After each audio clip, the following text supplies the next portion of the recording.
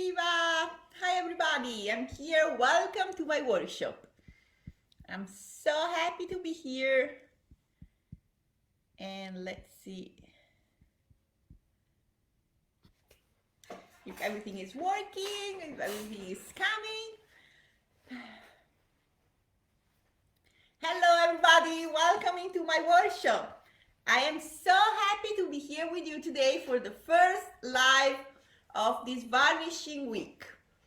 So let's wait that everybody's coming and we will start together to varnish this beautiful viola that I just finished for this project. It is a Carcassi viola, Lorenzo e Tommaso Carcassi, that were violin makers in Florence in the 18th century. And there is still dust because I was finishing to make it. So this is my first Facebook Live, so I really hope everything will work. Please let me know if you can hear, if you can see, if you can hear me and see me well. Just send me a message or thumbs up, anything, so that I'm sure it works. Let me get my assistant. Okay, so as soon as I know that it works, we can start. Oh my God, so many of you are already here. Oh, thumbs up. Great. Okay, so before we start with this crazy project that I had of varnishing live this viola with you, I need to do one thing. I need to thank one person that is super important for all this project that I'm doing. And this person is called Alessandro Tosi, Ale. And so he's the one that is behind all my social media and helping with all the mail and remembering everything I have to do to organize all that. So I could not do all that I'm doing if it was not for Ale. So I really need to thank him, and you need to thank him too, because if you can be here and watch the live and follow all that, is because he's helping me and he's being part of a team together, because I could not do all that I'm doing alone, because I also have to make the viola. So thank you, Ale, thank you, grazie mille, and let's do that together. So the first thing I want to tell you today is what I do before I prepare the ground color. So before you prepare the ground color, you need to, let's say, finish the instrument in white. So that means white. And I used two things. So you know that I like to use sandpaper. I never made it a secret. I love sandpaper, but I don't use sandpaper for the final part, because I think that sandpaper can make the flame a little flat. So we want to have beautiful flames. Let me move this closer. And I'm showing you what I use for the final touch. So I use the glass scraper. Do you remember? Many of you have already got the course to learn how to make the glass scraper. And especially for the top, I work with the glass scraper to remove all the scratches that are around.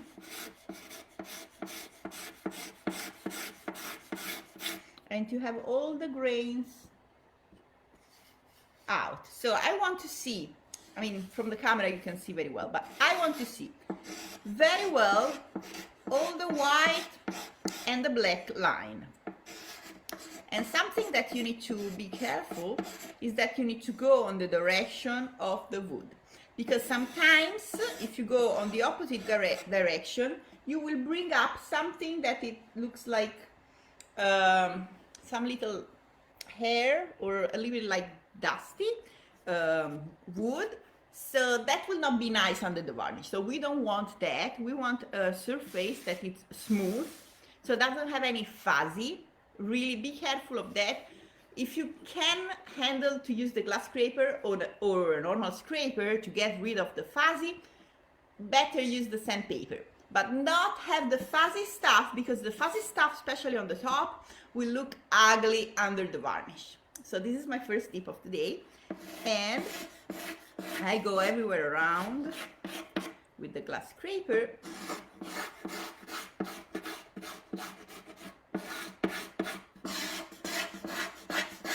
And also on the back.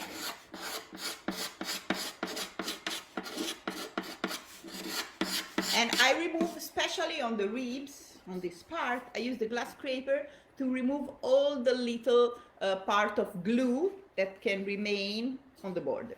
So if I want to use the glass scraper for the ribs, I need a smaller piece. So can you see this is pretty big? So I need a smaller piece, so I cut one smaller piece like that. Okay, so now I have my, where is it? My smaller piece, and I can clean all the ribs around. Can you see well, or do you want me to move the camera? Oh, I can see some messages. Hi, everybody. Okay, let me go on. So, like that. I'm really cleaning, because another thing that it's very ugly, it's to leave on the border here and here, you don't have to leave here any glue or dirt, because that's very ugly too. So we want to have a super duper clean surface here. So let's remove, and really the glass scraper that it's cut with a big angle like that, it's amazing for cleaning all the little corners around. So you need to go everywhere around, clean it and make it as nice as possible. And as you can see, the flame are already like shining. And another way I do for shining flames even more is to use this one. I don't know if you know that it's called asprella in Italian and horsetail in English. And if you are in the United States, you're very lucky, because when I moved here, so I'm in Indiana, and so when I went to the park with the kids, and I was walking around, and oh my God, oh, you have all that everywhere. So it's everywhere. So you just need to take it, and then you break a piece like that, and then I just make it like flat, like that. And this is super helpful for finishing. You can also hear the sound, can you?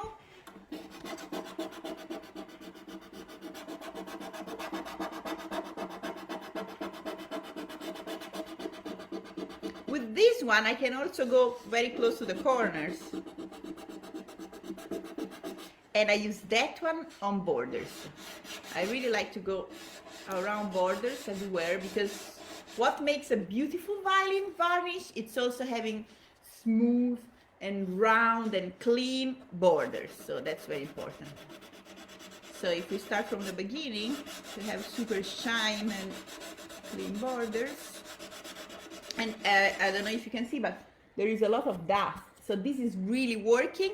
And the fun fact is that it works like a scraper. So it's a piece of grass, but it works like a scraper. So what does it mean? It means that the looking that I have at the end, that it's shine like the scraper does, this kind of asprella makes the same effect. Instead of sandpaper, that at that stage, sandpaper will make everything a little bit like foggy looking, and we don't want that. So we want shine looking. Okay. I already used that yesterday and today, so I'm just showing a little bit, and I mean, I'm really making a lot of dust here, so it really works as a little scraper. And this is something that also the old makers were using.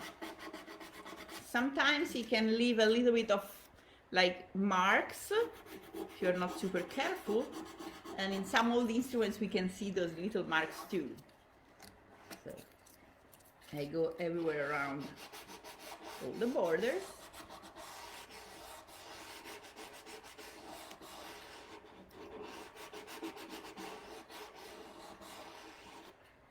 Ah, it's amazing. And I use that also on the scroll.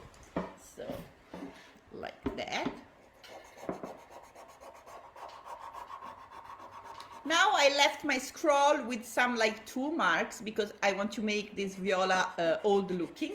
So it's not super perfect, but this is depends on your style. So you can decide to finish the way you like it. And because the way I varnish, you can varnish all looking, or also you can varnish as a straight looking instrument. So modern looking.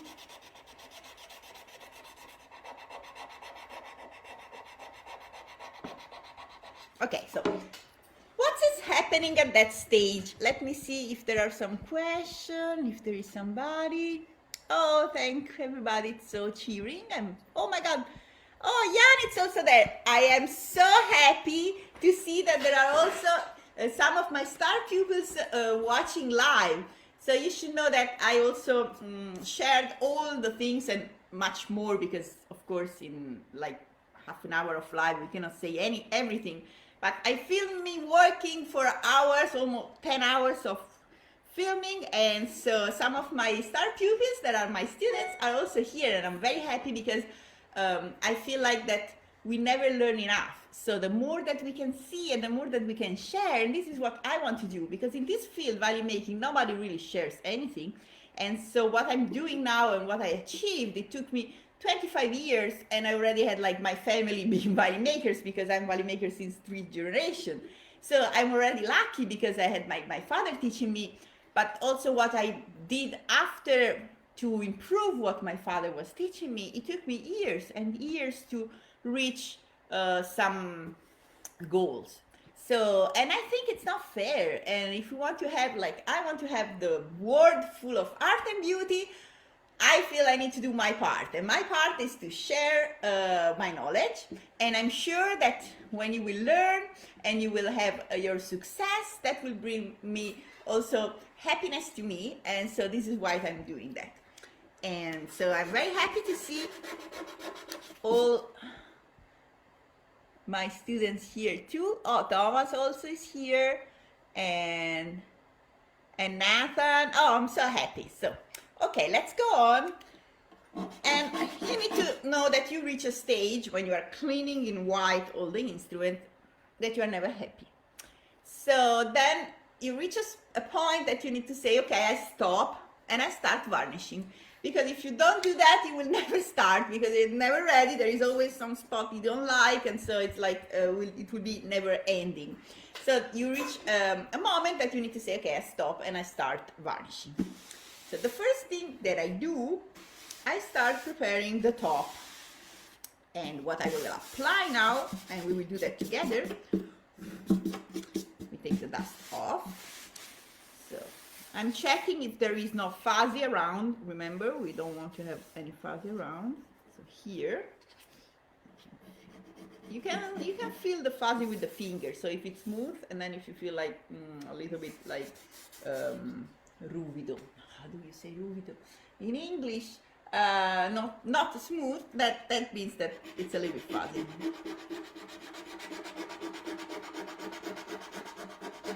And if you want to have more the feeling of the grain, you need to go on this direction. If you want to have it less, you need to go on this direction. So this depends on what you like. But I also like to finish with the glass scraper.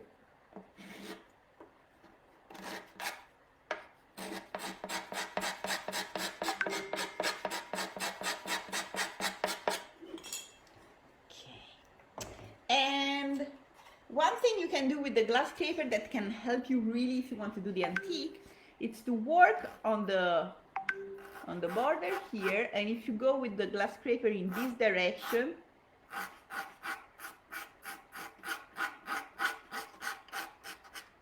you will make this part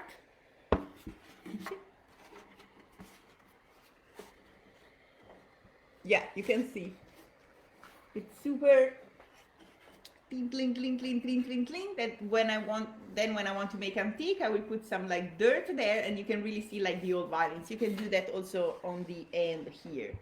And so with the glass scraper, this comes really amazing. So you will have the black line more sticking outside than the white line. You can also hear.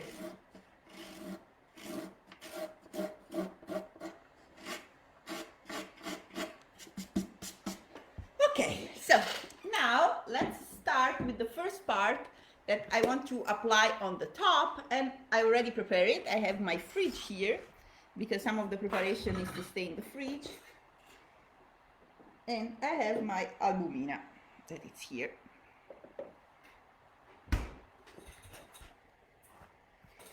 Okay, let me see. And I will have at the end of the live also some time for your questions. So remember your question, you can write them at the end of the live. Let me double check here. Okay, and now what I use to apply the albumina on top, how to prepare the albumina, it's one of the videos that you already got through an email, or if you didn't, I will send it to you, so you can see how to prepare it. And so I use a brush like that usually I use only for the albumina, and you need to remember to wash that, because if not it will stick. And so that's what I do.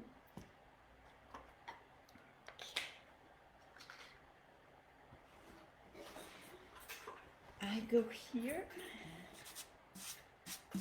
and I go everywhere.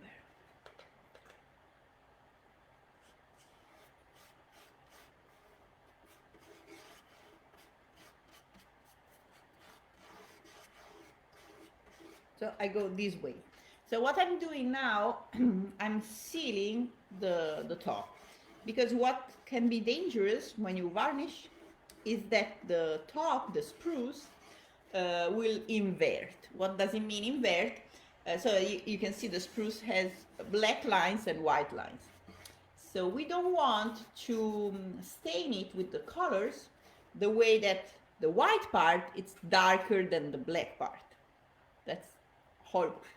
So we don't want to do that. So we need to do something that will prevent that. So we need to apply something on the top that will make sure that when we go with the color and with the varnish, the top will remain with this beautiful grain that we have. So we don't want to have the white part that gets darker than the black part. And when this happens, it's a problem.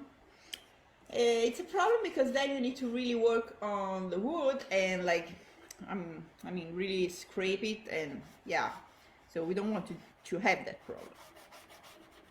So I go everywhere around with this albumina like that.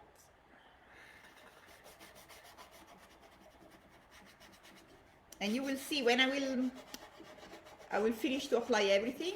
I will let the instrument dry at the sun. And it's impressive because the albumina, even just at the sun, if you don't have the light box, you can use the sun outside, it will turn immediately in a little brown color. Like, it's impressive. So it doesn't only function as a sealer, but it also colors the wood already. So it's the first part of the ground.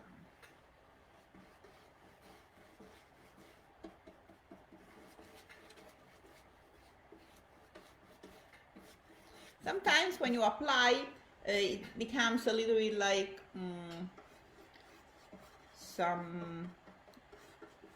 like soap, you know, when soap makes the bubbles. So it can have, but don't worry, because as soon as it dries, it goes away.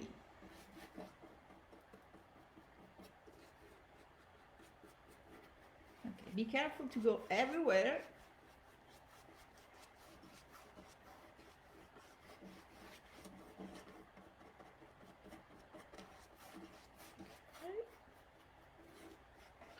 So I will do that 2 times. And now that I went here, everywhere, I need to work also on all the borders, and I use a smaller brush to do that. Find the brush, not destroy it. Okay, this one.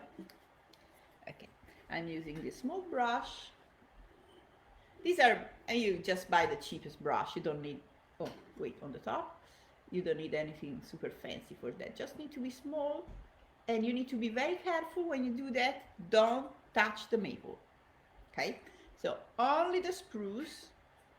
You need to go on all the border. I try to go also on the part, the border that goes like round, not till the end because I don't want to touch the maple, so that's important. And I go everywhere around the border. That's very important.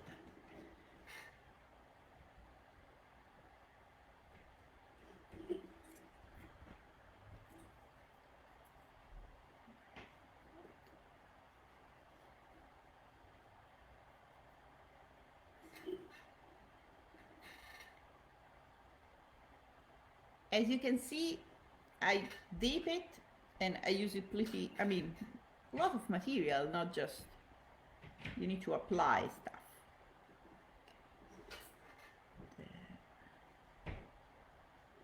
Go till the end here.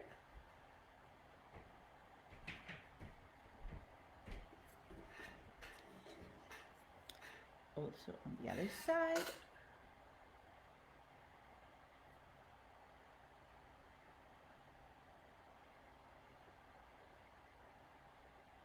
Be very careful.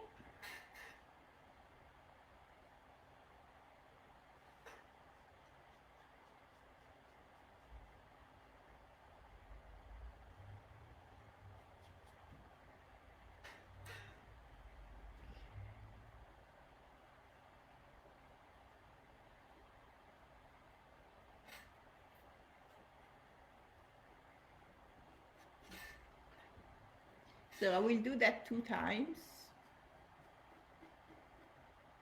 This is really the first one.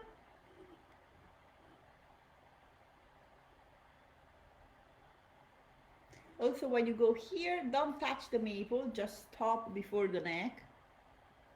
Try to be as more precise as you can. Why you don't have to touch the maple? Because if you touch the maple, then where you touch the maple, you are sealing the maple. So when you are coloring the maple in that part, it will remain white. So we don't want that because the maple still needs to be colored. So that's why you don't have to touch the maple. Okay, so what I used to do now, because it's easier, so I will put this outside and let it dry, then apply again, let it dry, and after that I will go on the maple. Because why? Because if it's already dried, then it means it's already sealed at the top, so it's much less, that's easier to stain with the color, because when you go on the maple, maybe you touch the border. So if you are like not so expert, I would suggest you to let it dry, second coat, let it dry, and then go on the maple. But now we're together, so I will do the maple immediately, because I mean I'm doing that since so many years, so I can be careful enough to don't touch the spruce when I work on the maple. But if you don't feel so comfortable, just give yourself more time. That's very important.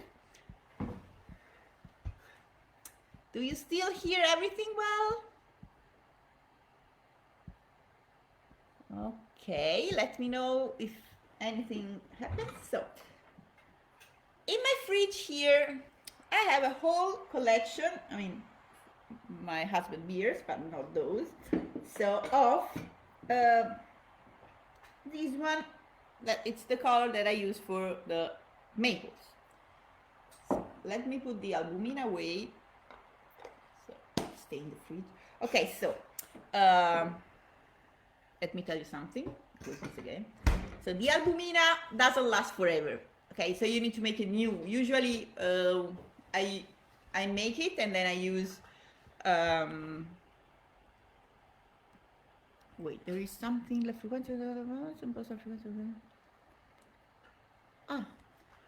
I don't know what does it mean, but I have a sign that say FPS troppo bassi, too low. Imposta la frequenza dei fotogrammi di 1660.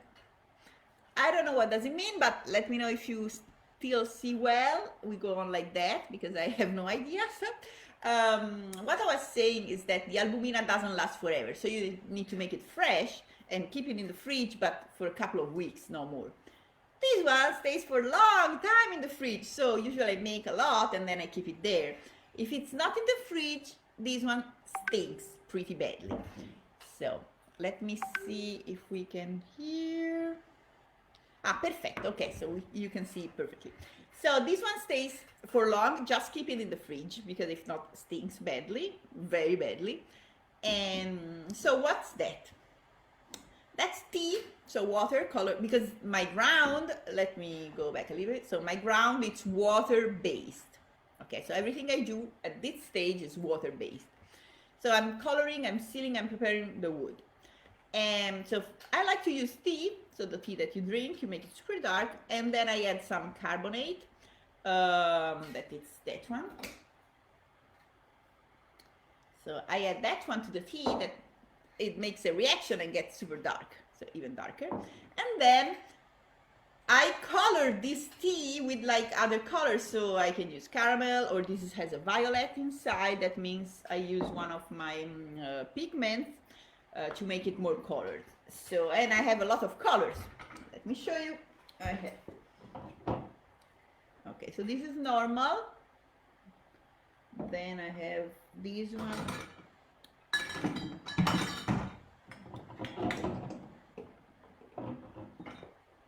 This is a little more Bordeaux. I will show them all together so you can see the difference. I have a lot, I told you. Okay, and then I have others, but let's talk. Have it. So this one, maybe even too many, but it's never enough.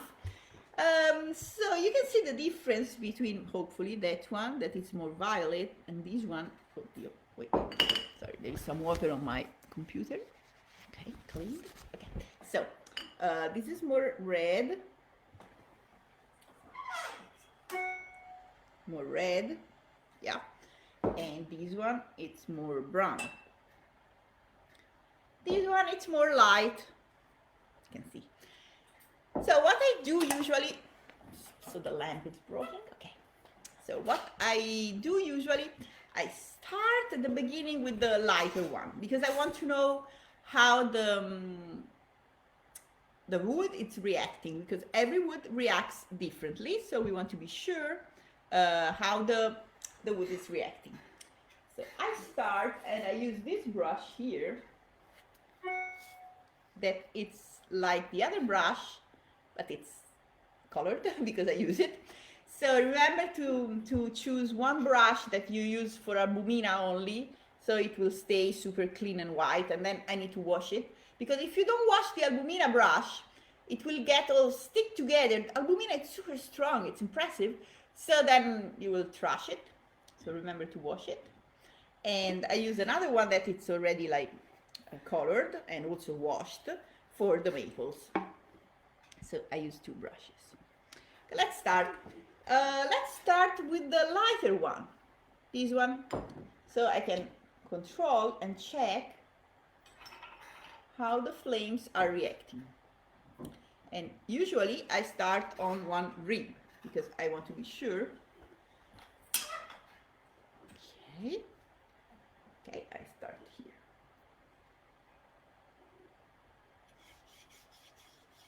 So this is not too colored, but because I want to see how my wood is reacting. And remember, now I can do that because I know how to don't touch the spruce, that it's not dry yet, but you should wait to have the spruce dry.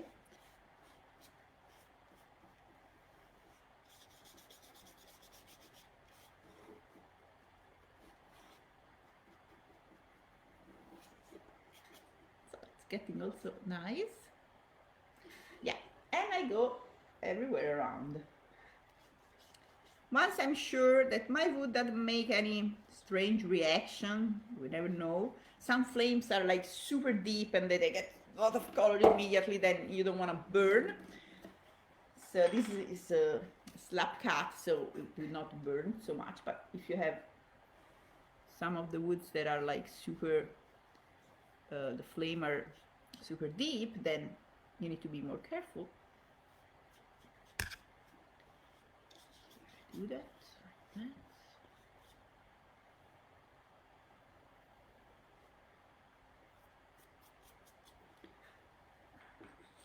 Okay, so I like to take off my fingerboard when I varnish.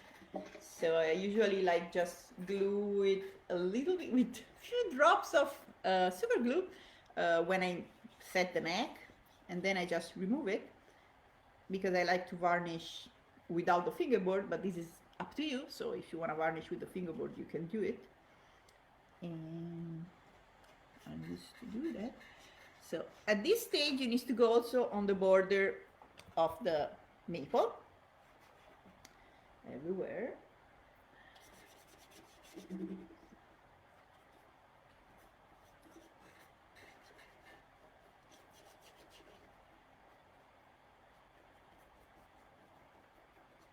Remember to go everywhere. Don't forget any spot. And borders. Here.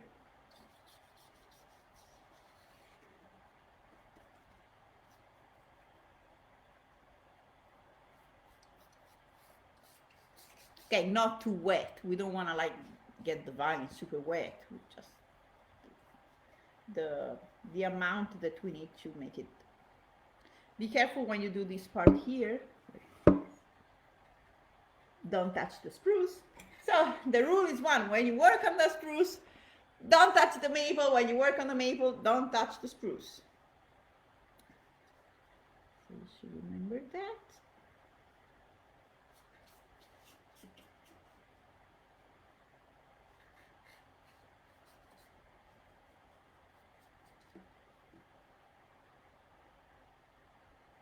So like right now I stop here, not with a straight line. We don't want a straight line, so a little bit like that. And then I will do the neck when I don't have to hold it. But I will do the neck too. So I will do all the maples with that.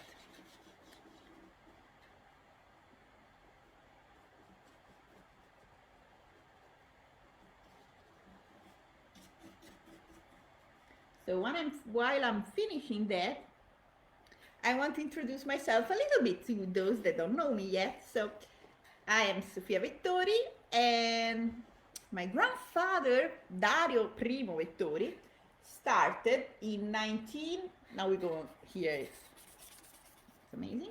Started in 1935 in a little town north of Florence in Italy. And he started from nothing. Isn't this impressive? So that's why I feel like if you really want to become a violin maker, you can do it. Because my grandfather started in the 30s in Italy, in the middle of the mountain,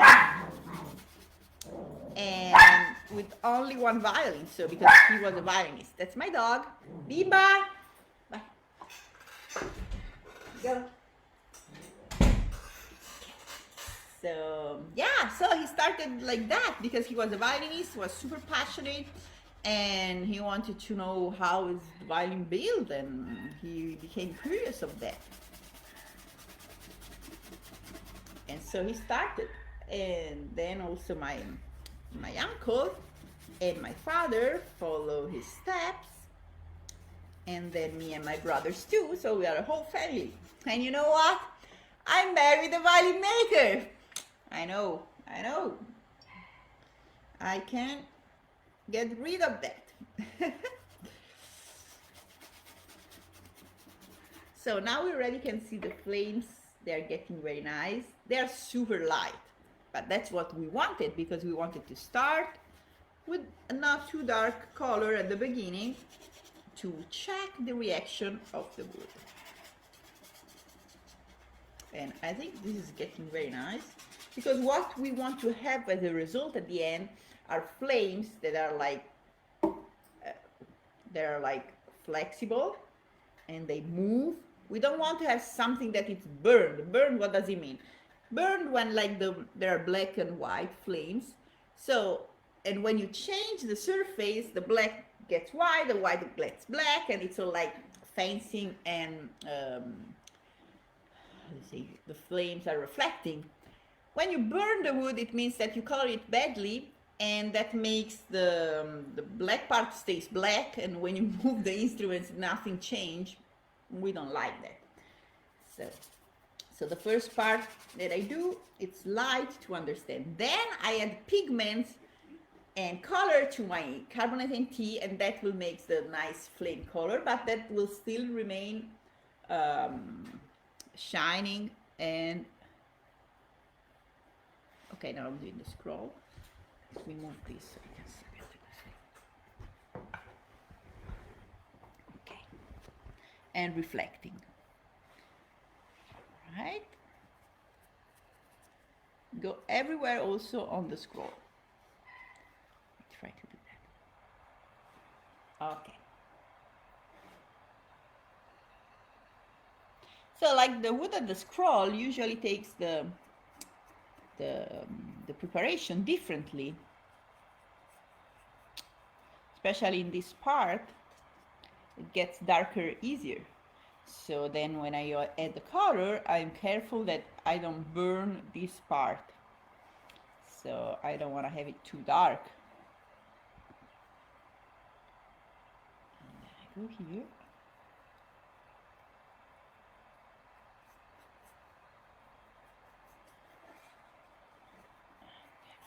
Here.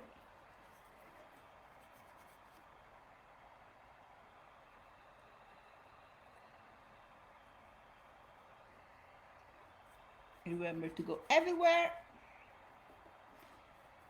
I go here.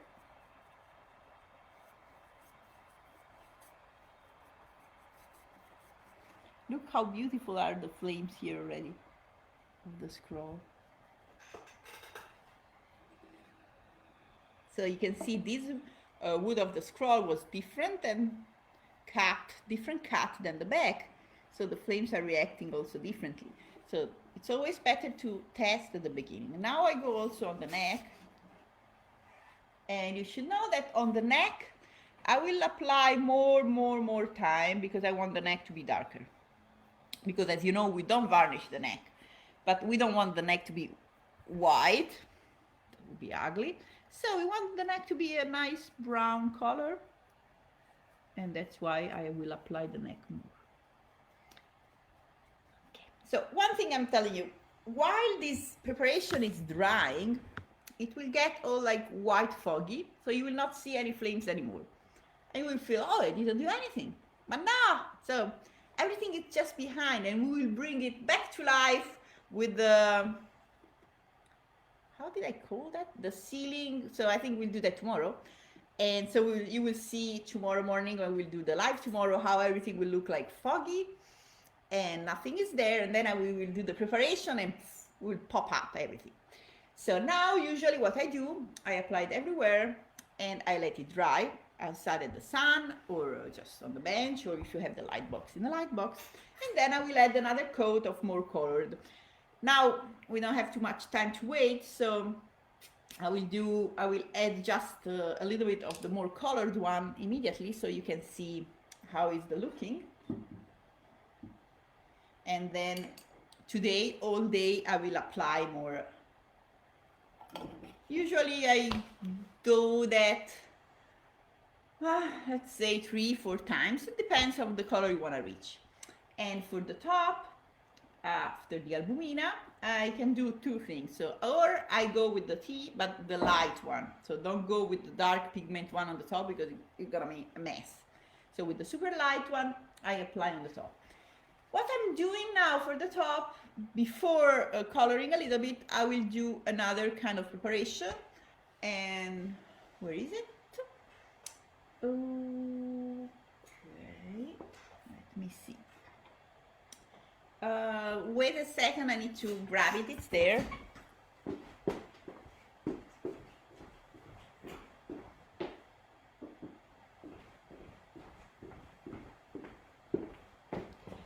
Here, so I will go with that. Okay, so this is something special with the little sponge, and I will apply that on the top. That one needs to be stay over the sun for many days or the light box. And I will have, let's say, a little orange color that can look ugly. And so I think tomorrow morning you will see the ugly orange color, and then we will make it like nice together. So let's go on a little bit more now with the some more colored tea. to see how is the more colored color. This one. And then we will have some time for some question, so I can answer you. Usually I don't do that when it's still wet. I wait for to be super dry, but let's do it now together.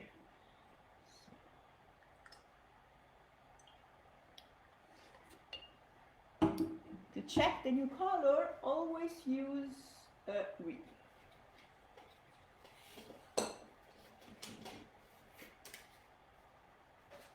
The new one. Okay, let me check the color. So usually always use, you can see it's already darker. So usually use always a little piece of wood as a rib, old rib for test. You can see it's already darker and colored.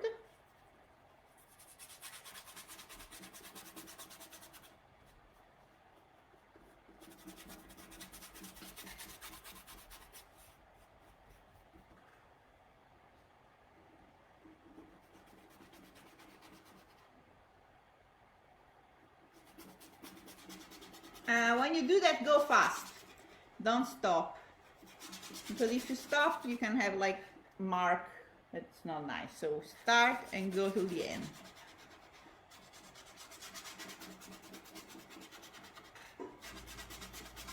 Especially if you use a more colored one.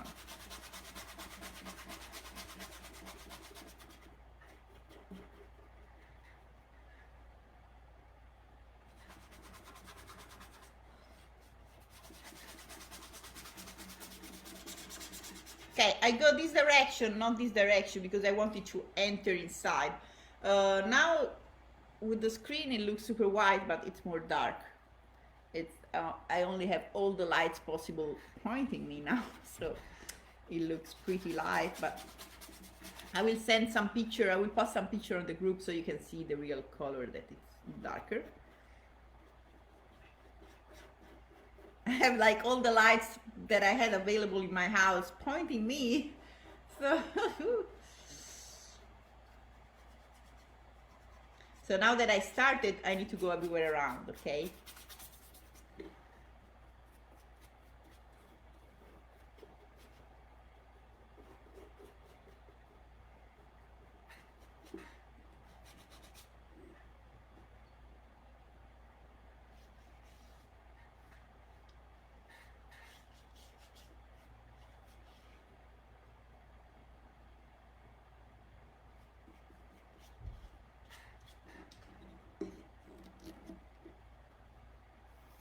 So usually I don't do that before everything is dried. It's always better, but let's do together now so you can see.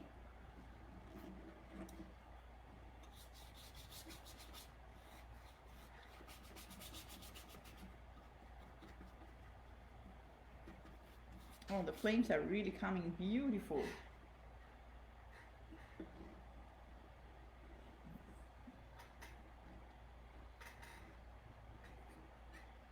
And it's darker than you can see because I told you I have all the lights here. So. But then the color you want to reach, it depends on your taste. You just need to add more pigment so that the pigments enter in the wood. But not too much, we don't want to burn.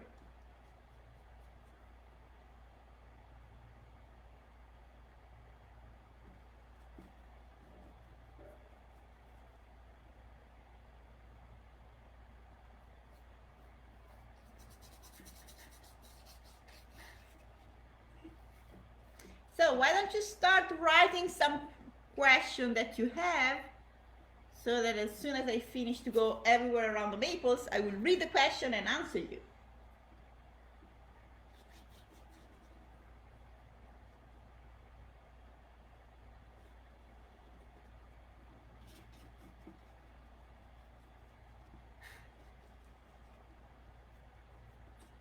Okay.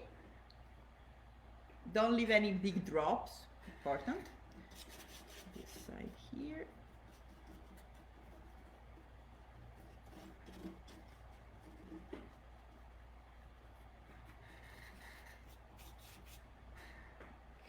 now I go on the scroll.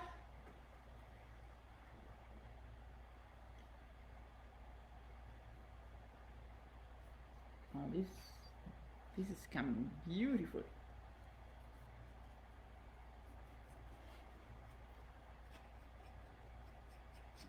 So I will do that other couple of times and look at the scroll.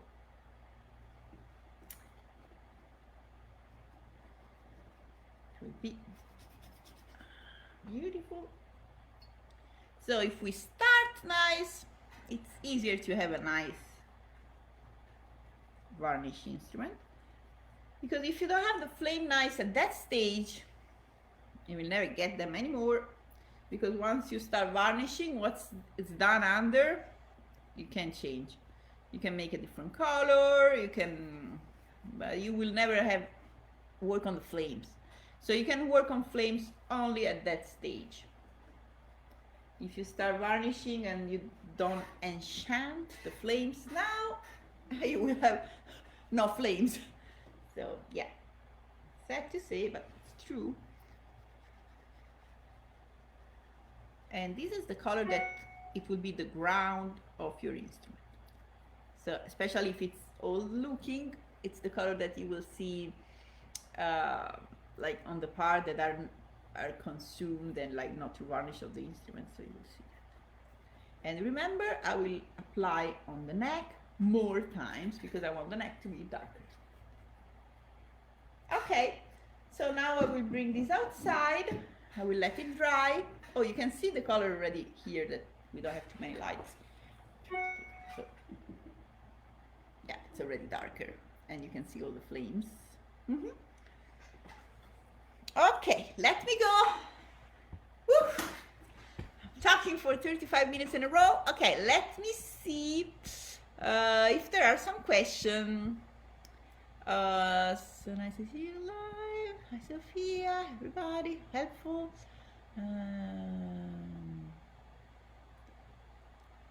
The inside of the horse tails. Oh, I always use the outside. Oh, that's interesting, Rodri. I will try to do what you also said. So, because maybe that's another way. So we always learn. Sometimes I also open it like in half, like that.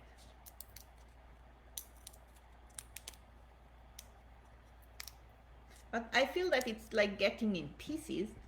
So I like to keep it one piece and just flat it and then use it like that. But it's interesting. I will try to use the inside. I'm curious, and maybe I'm learning something new. So thanks so much for sharing this. And yeah, I will try to do that, Rodney. And oh, Darcy is also here, and everybody. Okay, super. Okay, Drew, when you use water-based color, that it creates, yes. So what I do before I will do all the next step that we do tomorrow, I sand. At that time I use sandpaper. So because yes, it gets fuzzy. For the neck, you should know that I already watered it a little bit while I'm finishing it. So I water a little bit and let get it fuzzy, and then I sand it, and then I do it many times, so it's super smooth. But yes, so when it's dry, if you touch it's a little bit fuzzy, so we need to sand it a little bit, and we will do that together tomorrow. So yes. If you get the aluminum, the maple, yes. Okay, so first, don't get it there. So that's the first advice. And second, yes, you should scrape it away. So you need to go the problem is that when you have something that like stains something that you don't want, you need to go back to the wood. So you need to back to the surface, the original. So scraper, yes. I will do that. And okay, now let me see. Grace. If you get, okay, scrape. How many layers on top of the color? Okay, so just so it depends on the color you want to reach. So for the albumina, for sure I do 2 times. because I want it to be sealed very well. And then this time I will use also the sodium nitrate. And then we will use the vinegar. We'll do that tomorrow. And so then I can color a little bit with the T2. Depends. So, but we need to be very careful for the top. Very careful, because it's very easy to invert, and we don't want to have that. So that's very important. For the maple, it depends how dark you want to have the flames. Now there you can see it has the color, I mean, lighter when we started. It's already like pretty much dark. So let's say that for the ground, I want to reach the color that I want to see on the instrument part that it's consumed. Let me see if I can find the picture. I want to show you. Okay, this one. So, okay, so the ground color will be the color that I want to have. So this is a violin, of course. You can see with the antique. Okay, so the color I'm doing now with the color in the maple is the color that I want to have here in the middle. If I move the finger, it goes in the different direction. Okay, so here in the middle, so the color that I want to have in the part that it's consumed is the color that I'm doing now. That's very important. Let me see. So I see Ornella. Okay, Ornella is asking. Ciao Ornella, my dear friend. Okay, so what I'm using for, but you can also re-watch the live. It will be there for 1 week. So I use tea and carbonate, this one, and then I color it with pigments, like that one. It depends if I want to have more violet or more brown. So that way the pigments enter inside the flames. Then we have clay. How do you color? Okay, yes, so I just answered. Okay. Why do you use sodium nitrite instead of potassium nitrite? That's a good question. I don't know. I don't know. I did that and it works. So, carbonato di potassio. I'm using potassium carbonate to do that. I don't know why, but I heard something about potassium nitrate that it's getting a little bit gray, and so, but I didn't try, to be honest, so I don't want to say something that I didn't try, but we can always try. So I'm always super on with trying new things. Rodney, is the brown caramel, the brown coat caramel colored or violet, or the brown, the darker I applied is the carbonate in tea plus caramel and violet, so both. So then I'm doing a lot of small jars and changing. Then Osman, how can we get the ingredients like yours, or should we prepare them? Okay, so what I'm doing, like in my courses, so where I teach you how to prepare all the all the materials that you need. So, and it's pretty easy to do, but just, so I'm showing like a little bit like a chef, so to cook these and melt these, and it's all stuff that you can find almost everything on Amazon. So it's pretty easy these days. Not like my grandfather started in the 30s in the middle of the mountains, can you imagine? So now it's super easy. And especially about the other question about the potassium nitrate, I don't know if the potassium nitrate is dangerous, because usually I took all the toxic stuff away from my varnishing method, because I didn't like to use toxic stuff, especially when I was pregnant. I was waiting for my babies and I was feeling, I don't feel comfortable on use like potassium, bichromate di potassium, stuff like that. So the sodium nitrate, it's used for sausages, and also the potassium carbonate, it's like ash, like burned. So yeah, so it's not dangerous. And so I don't use even gloves. Sometimes I do, but I mean, it's not that it's killing you. So that's very important. And let me see other questions. Oh my God, how many questions! Okay, yeah, the caramel is made with caramel. So I burn sugar, and then Joe, what part do you apply the sodium? Yes, so to use the sodium nitrate, I use the light box. So I don't do that all the time, and depends. So I don't know, I think at the sun it will also make the reaction, but it takes more time. So in the light box, in few hours you will get like orange, horrible orange, but we will get away of the orange using the vinegar. So, and I like to do that because I found that it's less likely to invert and to have already darker color. Many of my instruments, you should know that I use a special old antique spruce. I'm showing you, like this one. And so if you can see, it's already pink. So when I use this super old antique spruce that were beam on a roof on a church, and I will tell you the story one day. So this is already like super dark. I don't need to make the color of this spruce darker. So that's why I don't use the oxidizer on that. So I just go with albumina and that's it. Oh, and also maybe water included, depends on the type of wood. So that's it. So it depends on the material that you have and what you want to achieve. So that's why varnishing, it's always like fun, because every instrument is different. So I have many options that I can decide to use or not use. Let me see here.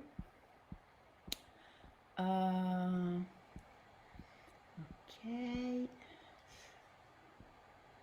Do you cut the frames out of the button? Helen, I don't understand this question. If you can maybe type it again, because I scroll scouts out in the back. Oh, thank you. Yeah, so if you can ask me again this question, because I didn't understand. And let's see, Carrie, I missed a bit of yeah, so the albumina is made with the egg white and it's prepared. So you will, or you already got, or you will receive an email where I shared a lot of lessons that you can see, and I explain exactly how to prepare part of the material. So you can see the albumina. And you should know that the albumina was used also from the painters of the Renaissance. So they were using albumina to prepare their canvas. So this is really incredible.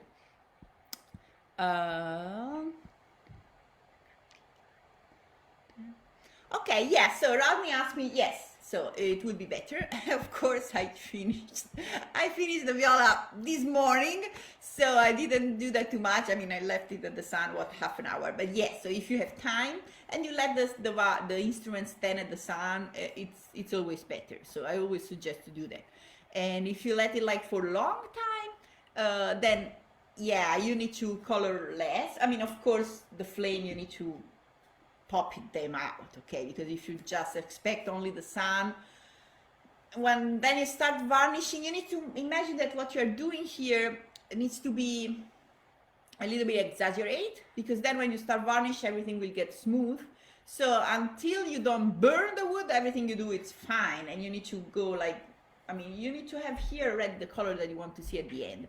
Because then when you start applying varnishing on top, you will never pop up the flames again if you don't do it at that stage. So that's very important. But yes, especially for the top, to already have a colored, like let's say start, I would suggest to, yes, leave it at the sun or a UV box. And yes, absolutely. Okay, I feel a little bit tired. And oh my God, I was not expecting so much